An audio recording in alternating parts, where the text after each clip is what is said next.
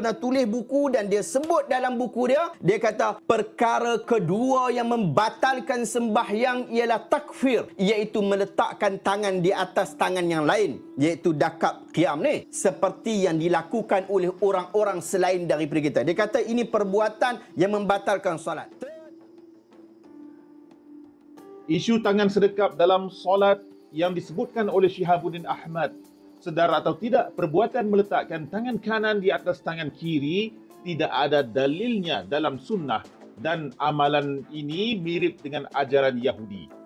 Ini yang lebih afdal untuk dibahas, bukan mempergunakan isu ini secara jahil untuk menyesatkan mazhab yang lain. Ajaran Syiah merupakan salah satu cabang mazhab sesat di dalam Islam. Siapa yang sesat sebenarnya? Lihat ajaran yang kamu anuti dahulu. Mari kita lihat perbahasan pertama, iaitu tidak wujud sunnah Nabi bersedekap dalam sembahyang. Itulah yang dibahaskan dalam kitab-kitab. Ini adalah kitab Sahih Al-Bukhari. Satu-satunya riwayat topik ini dalam bab meletakkan tangan kanan di atas tangan kiri tatkala sembahyang. Kana an-nasu yu'maruna ayyadar rajulu yadal yumna ala dhira'ihi al-yusra fi salat. Dahulu manusia diperintahkan agar meletakkan tangan kanan di atas lengan kiri ketika sembahyang.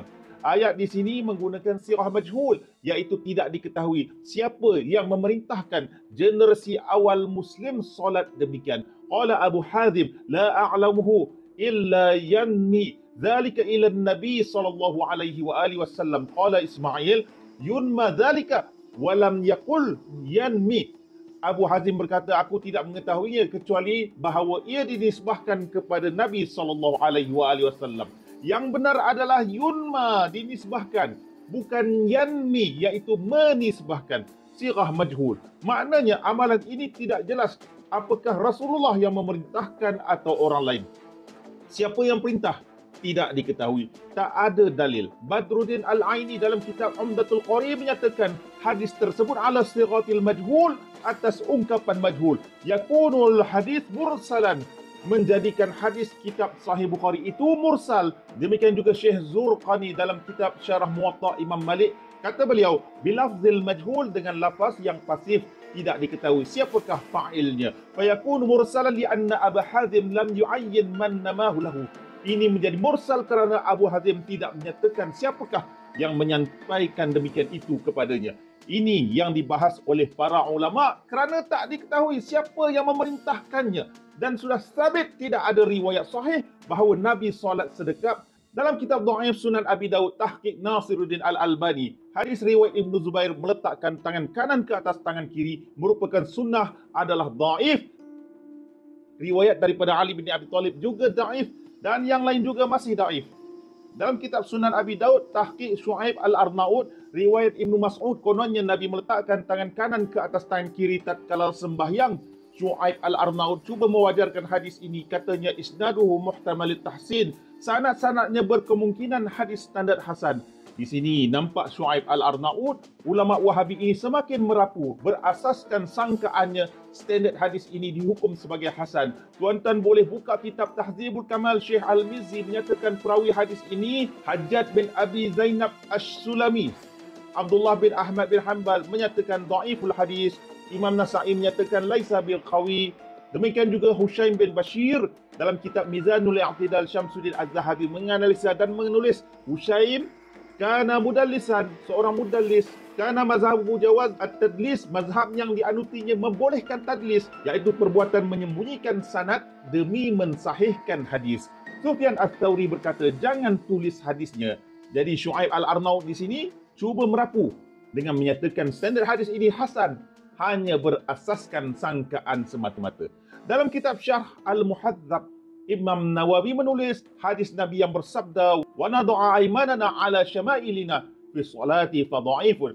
Kami para nabi meletakkan tangan kanan di atas tangan kiri dalam sembahyang, fa dha'ifun, maka itu adalah hadis dhaif. Demikian juga riwayat daripada Ibnu Abbas, Ibnu Umar dan Abu Hurairah, kulluha dha'ifatun, semuanya adalah dhaif. Sebab itulah mazhab Maliki menyatakan perbuatan ini makruh.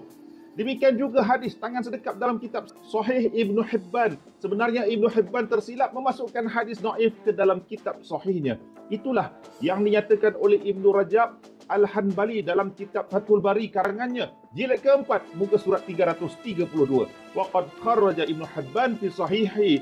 Ibnu Hibban telah mengeluarkan hadis ini dalam kitab sahihnya, iaitu hadis bahawa Rasulullah bersabda, wa an numsika bi aimanina ala syama'ilina fi salah, iaitu kami para nabi meletakkan tangan kanan ke atas tangan kiri dalam sembahyang. Ibnu Rajab menyatakan kata-kata Imam Baihaqi, inama yu'afu hadza bi Talha bin Amr wa Talha laisa bil qawi.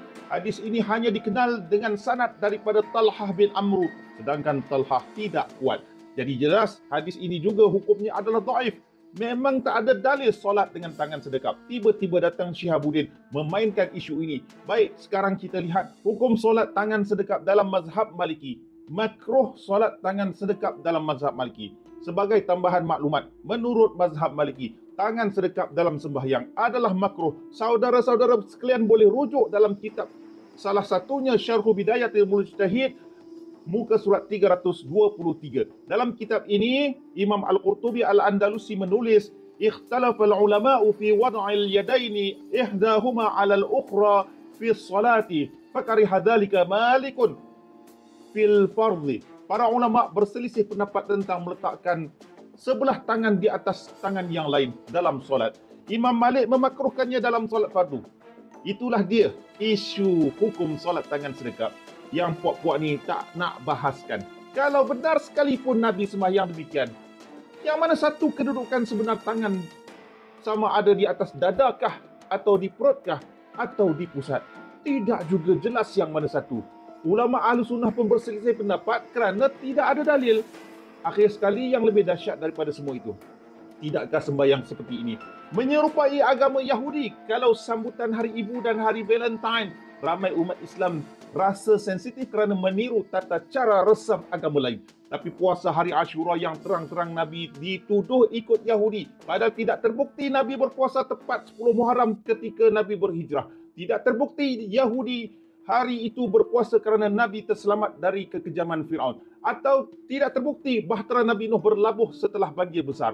Saya tidak temukan fakta amalan Yahudi berpuasa demikian. Yahudi berpuasa 10 hari bulan Tishri menurut kalender mereka sebagai Yom Kippur, hari penebusan dosa. Bukan seperti yang difahami dalam kisah puasa Ashura yang tidak ada asasnya dalam ajaran Islam. Kenapa kita tidak kaji atau merasa sensitif apabila solat Ahlussunnah kecuali mazhab Maliki ini meniru ajaran agama lain, sama ada agama Yahudi atau agama Sumaria? Terdapat satu hadis yang sanadnya jayyid dalam kitab Al-Badrul Munir, jilid ketiga, muka surat 512.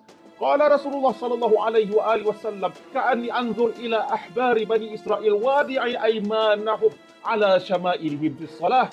Rasulullah sallallahu alaihi wasallam bersabda, seolah-olah aku dapat melihat para pendeta Bani Israel meletakkan tangan kanan mereka di atas tangan kiri dalam sembahyang. Hadis pun mengakui dan memberikan amaran, memberi peringatan, amalan meletakkan tangan kanan ke atas tangan kiri adalah amalan Yahudi.